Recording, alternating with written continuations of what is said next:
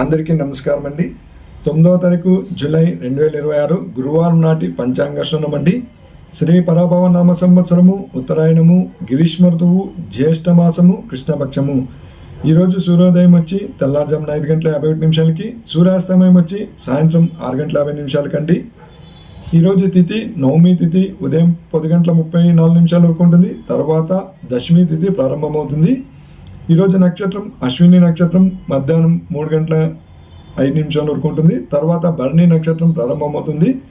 ఇక ఈరోజు యోగం వచ్చి సుకర్మ యోగము, కరణం వచ్చి గరిజీ కరణము.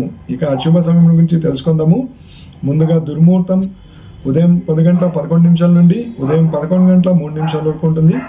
తర్వాత దుర్ముహూర్తం మధ్యాహ్నం 3:22 నుండి సాయంత్రం 4:14 వరకు ఉంటుంది.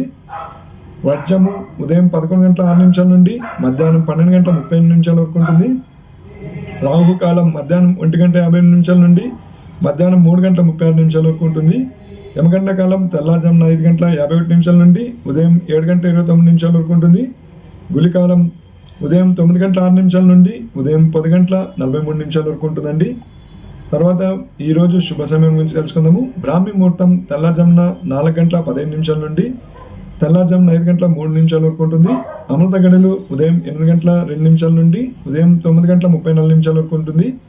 అభిజిత్ ముహూర్తం ఉదయం 11:55 నుండి మధ్యాహ్నం 12:47 వరకు ఉంటుందండి.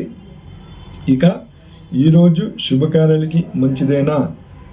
ఈరోజు నవమి తిథి తర్వాత 10:30 నుంచి దశమి తిథి ప్రారంభమవుతుంది. కానీ నక్షత్రం బాగలేదండి, భరణి నక్షత్రం వస్తుంది. భరణి నక్షత్రం ఉన్న రోజు శుభకార్యాలకి అంత మంచిది కాదు. కాబట్టి మీకు ఈరోజు అతి ముఖ్యమైన శుభకార్యాలు ఏముంటే అది పోస్ట్పోన్ చేసుకోండి. భరణి నక్షత్రంలో శుభకార్యాలకి అంత మంచిది కాదు.